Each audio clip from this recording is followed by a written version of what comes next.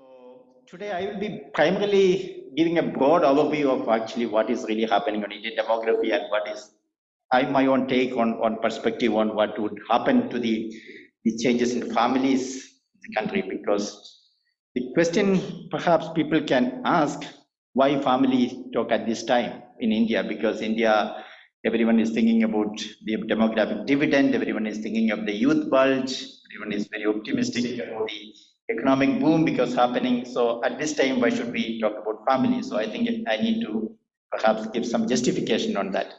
It's like this.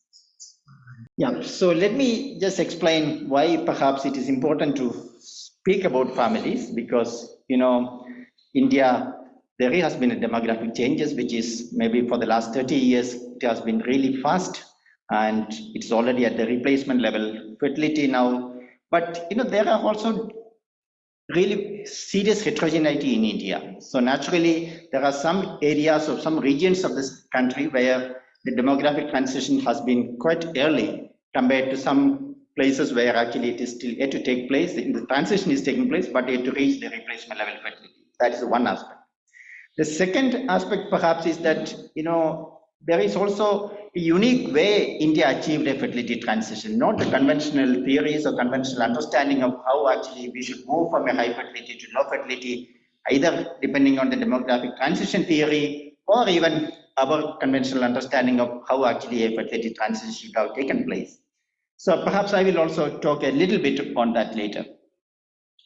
And the second aspect, I thought, it's very, very important, because when we move in this transition process, it's actually because in a country like in India, because I was also heading the IIPS where we were collecting huge data, India primarily depends on household survey data for many of the policy making, for understanding what is really happening, either in demography or even in socioeconomic field. So most of the household surveys are based on surveys are based on households, not on family. So naturally, you see also very drastic changes, which I will come back to later. So many of the simple estimates which we make through from these household surveys can be wrong, because we also see that in the family the children are away, but you have only parents living alone because children are either gone for education or the employment. At the same time, you always estimate per capita household expenditure, per capita household income based on the two of them remaining there, not the expenditure. Basically, bulk of the expenditure goes for the children. So there is also problems, because you tend to overestimate your income, per capita expenditure, simply because the children or the current adults are away from the family. So that's why we also need to move from a household type of the surveys to more of a family-oriented surveys. That is another aspect. And more importantly, we also need to know what is actually the demographic drivers of family change, in case there are family changes, which we will come back. So what is really going to happen in the country, because it is supposed to be a very rigid, culturally rooted country. So naturally, whether there can be any change, systematic change in this country. That is perhaps the third motivation for really looking at this aspect. And finally, I think everyone will be asking this question, especially in a place where we live, where there is large amount of work on actually what will family change within the context of second demographic transition theory, etc. Whether such kind of changes are likely in a country like India. That is what we would finally ask a question: how far it will take place. Even if it takes place, what would be the context of that kind of a change which would happen in India? So this is basically my motivation for today's talk, and then we will look at some of these aspects. So the content of the talks will be as follows. I will first look at the demographic transition and specificities in India. That is what the first part of the talk, and then I will go on to the evidence on family change based on the available data. And thirdly, I will also look at the major drivers of family change, what is really happening in the marriage or in other aspects of the family change. And then finally, some conclusion on what is the prospects of family change in India. So that would be my sequence of the talk. So let me come to the first part of the talk, which is the demographic change, what is really happening. I think this is quite known now world over. So what is really happening in India? Because in India, recently India in 2019, The official estimate shows that it has reached a replacement level fertility of 2.1. But I think that is an aberration, because we see the large part of the states large part of the country which are really below replacement level for a long time. So there are states which is below replacement level for maybe for last 3 decades or more or so. And compared to many other decades, I think now, especially the last 1 decade, the demographic patterns are really viewed more optimistically in India than pessimistically, because otherwise the concerns of the country was more on overpopulation, what will happen in the future. But that concern has now currently gone away, and then we are really very optimistic on the demographic scenario. So therefore, we also expect that the implications of these changes will be drastic, whether it is for the economy, whether it is for other aspects of life, and also the family. I don't think I need to really spend much time on this typical UN projection, which is also showing this almost same. By 2020, we achieved the replacement level fertility, and moving their assumption is up to 1.7. That is why we see a population growth which around 2060 based on the UN population projection. I don't think I need to spend time on that. The major aspect that I have been telling is the differentials within the country, the heterogeneity which I was mentioning, because you see the total fertility rate varies very significantly across different states in this country. So there are states, at least more than a couple of states, which is almost at 1.4 at TFR, and 1.5 is many states, and less than 2.1 majority of the states, except maybe 2 or 3 states now yet to achieve replacement level fertility, maybe only 4 according to the some legislation system, but otherwise most states in this country has achieved replacement level fertility. And you can also see a couple of states, which is Bihar and Uttar Pradesh, which is one of the highest populated states in India. It is lagging behind, but we also see the transition is very clearly evident even in these states, because there is a faster decline in fertility in all these states now. So that way, it is expected that the country's fertility will fall further down from 2, because when these states also achieve a replacement level fertility, the total fertility rate will definitely fall much below 2. And as I told you, we expected a conventional wisdom why actually the fertility transition is taking place in this country. So usually we expect that, the socioeconomic change or significant improvement in the female education, etc., sort of a mandatory condition for achieving a replacement level fertility. But that was not the case with India. If you really look at India, the socioeconomic changes has not really preceded the fertility transition or demographic transition. So majority of the females remained illiterate even when we had a fertility transition. So that way we also see that overall development indicators was not really the major reasons for this push on fertility. We need to really find out reasons outside the development framework. That we can really see by looking at any of the indicators. You see by the per capita income, because these are all in Indian rupees, but the 10,000 Indian rupees is how much? It is only less than, you can say $100 or 100 euros. That's all what is really happening, or a little more than 100. So in a per capita basis, it will be quite low. So some of the states like Kerala in 1988, when it achieved the replacement level fertility, so it has only that much is the income. So that's the case with many of the states in this country. So where per capita income was relatively very low when it achieved the replacement level fertility. This is also see, even if you look at the education status of the women, because some of the states which we are mentioning, like West Bengal 1.3 or Odisha 2.1, these states have almost 30% of the women in the 15 to 49 age group who are illiterate still. So even their illiterate fertility, you can see it's 1.3 in West Bengal and illiterate fertility of Odisha women are 2.1. So it means that even these states were able to achieve the fertility transition, even when the female literacy was very low. Even the illiterate women also adopted a small family norm. So naturally, it is not the educational push, or whether it is not the the economic push that really led to a fertility transition. So that we really need to understand. So what does it mean? It means that India's fertility transition does not fall strictly into the conventional understanding of how a country or how a region should really achieve a fertility transition. So therefore, the factors responsible for the transition are considerably contested, although some say it is primarily because of the government intervention, the government push, and there are also the explanations have been put forward, large number of explanations has been put forward, but we also see that, development indicators are not the major reason for these kinds of fertility transition. And socioeconomic improvement definitely is not the sole solution. So the question then is that what would be the implications of such a change? If the implications of such a change will be considerably different from the experience of other parts of the country, whether it is in terms of economic implications of demographic dividend when people talk about, or whether it is a social and family kinds of changes which we expect to take place as a consequence of demographic changes, what would be the pattern which we will observe in a country like India? So this is where I would really look at the demographic change and family in this context. So what we can expect in a country like India.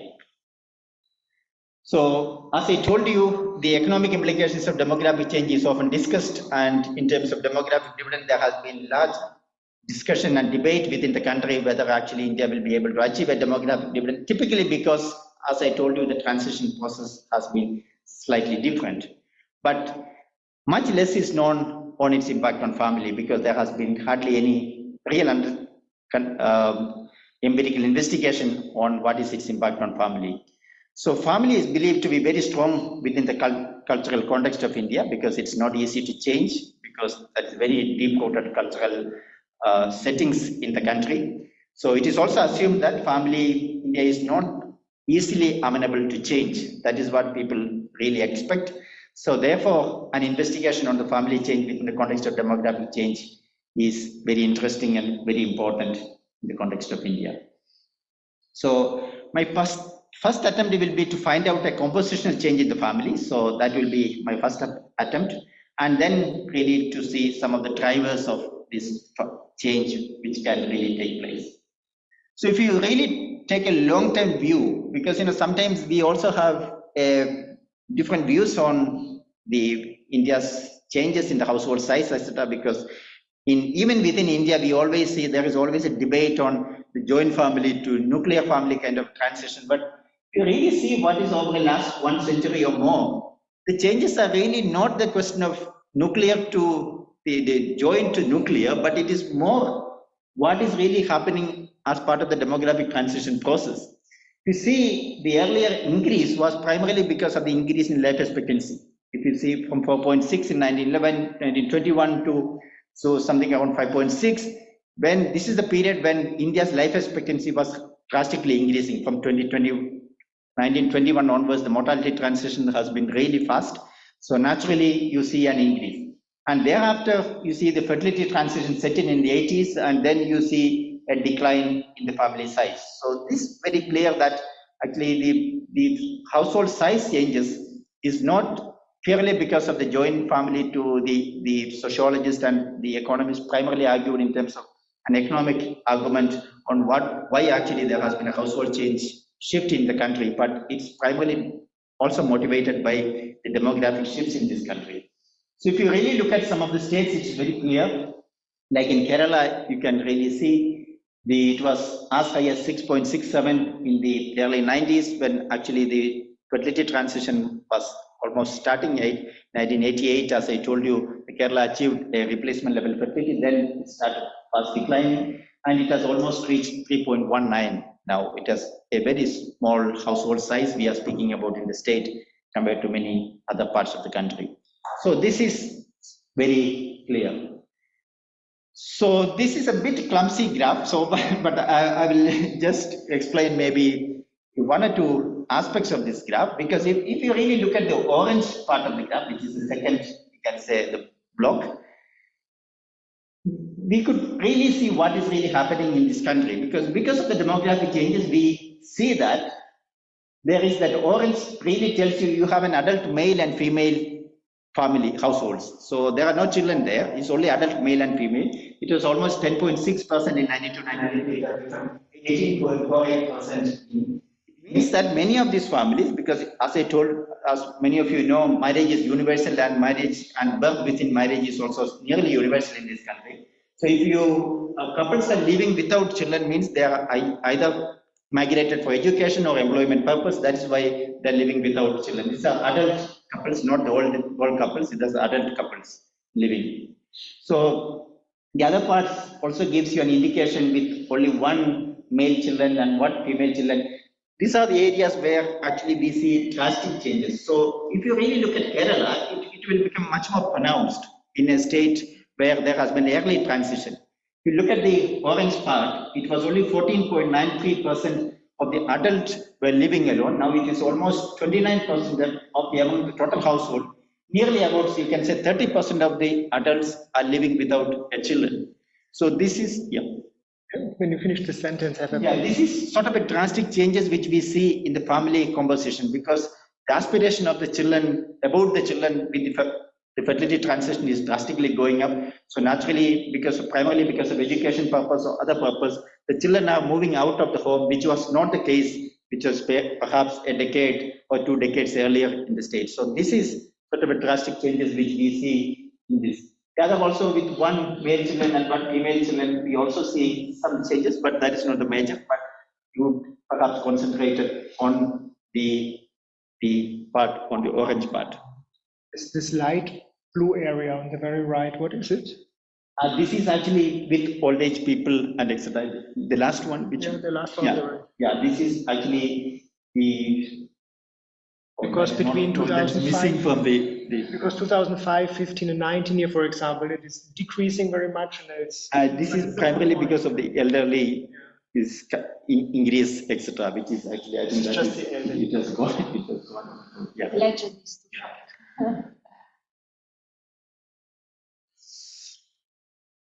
So yeah. So what we see here, actually, there's undoubtedly a very significant change in the composition of the family which is taking place in the country. So there's no doubt about it. So we see, especially in the states where there's a drastic demographic changes, these changes are very, very visible. So, and adult couples living alone, which was not really very common in this country, it is becoming increasingly common now. So this indicates that there is an increasing migration taking place, especially for education and employment purpose from the family, especially among the children. And such transition definitely will have drastic changes in the family in the future. That is what. But let's also, to some extent, look at the drivers of family change. That is what's very important, because if you look at the changes, family changes in terms of the second demographic transition theory framework, we would expect that drivers of the family changes will make a major change in this pattern. So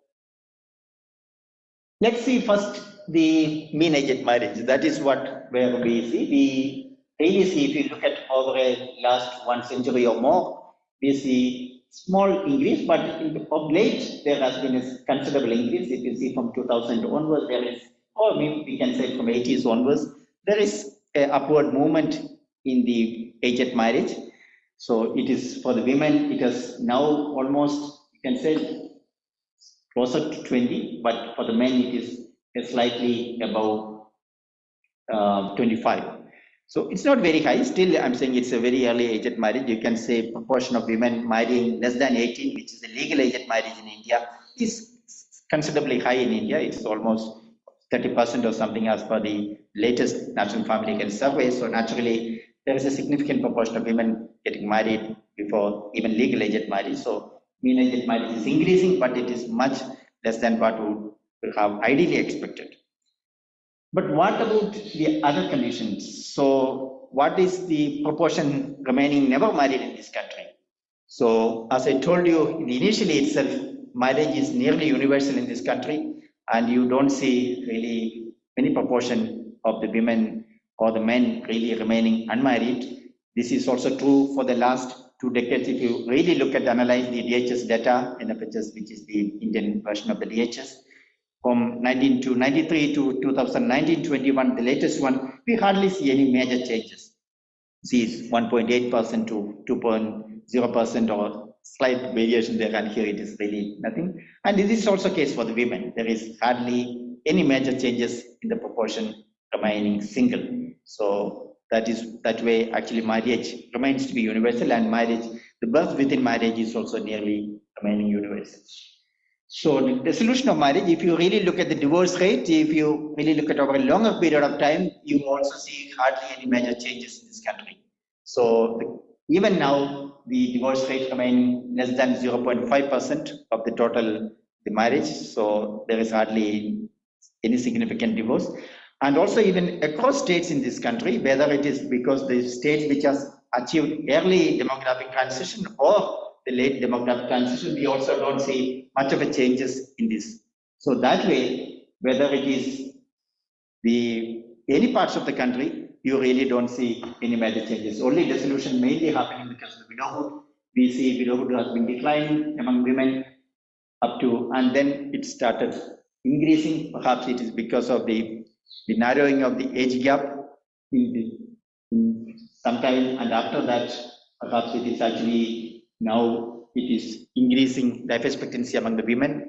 Recently earlier it was quite narrow between men and women was less than men, but now it has started widening. So perhaps it is primarily because of that.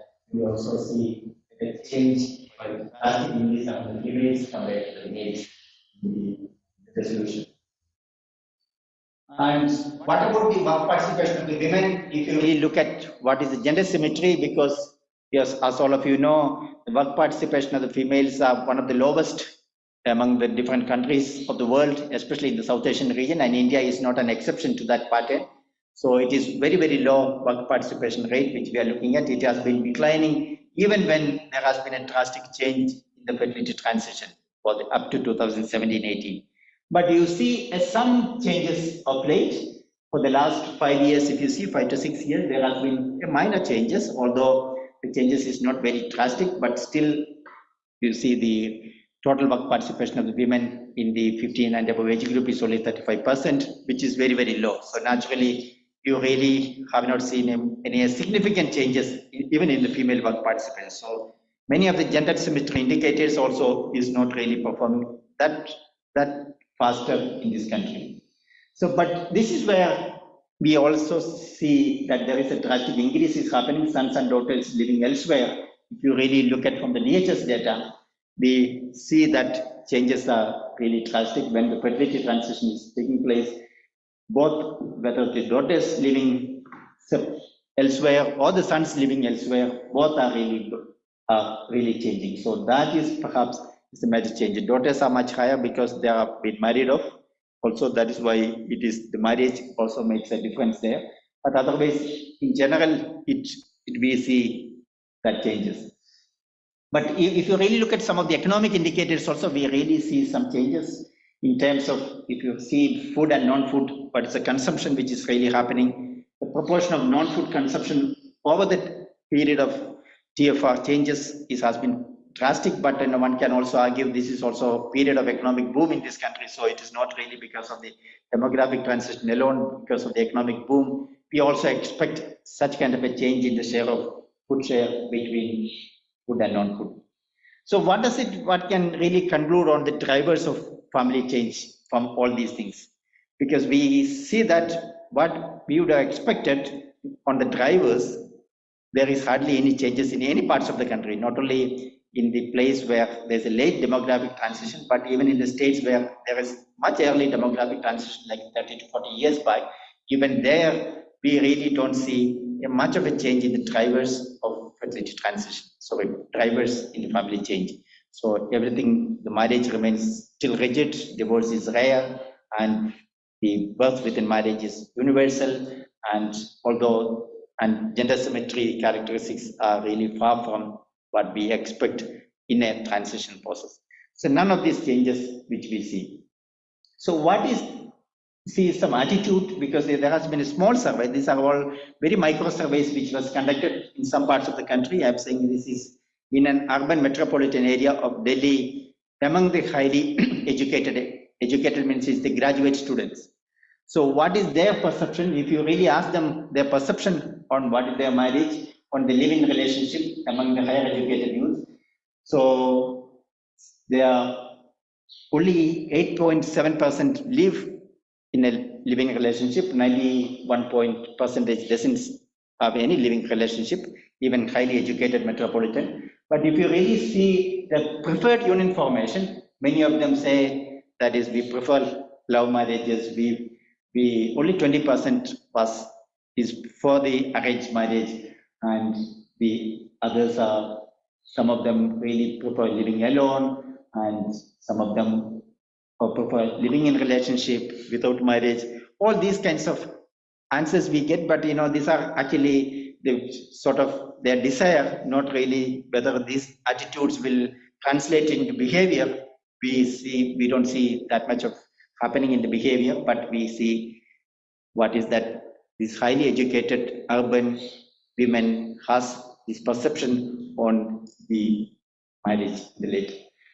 So we also did a regression-based decomposition on really what is happening. Suppose, if you really see what is the major changes in the family based on what we have already shown, the composition part of the family, what really account, we see that, if you really take only demographic factors, we see life expectancy at birth accounts for, it's a panel data which we have used, because from the NFHS we can, or from the census and NFHS combined, we use the panel data and then at the state level panel and then decomposed.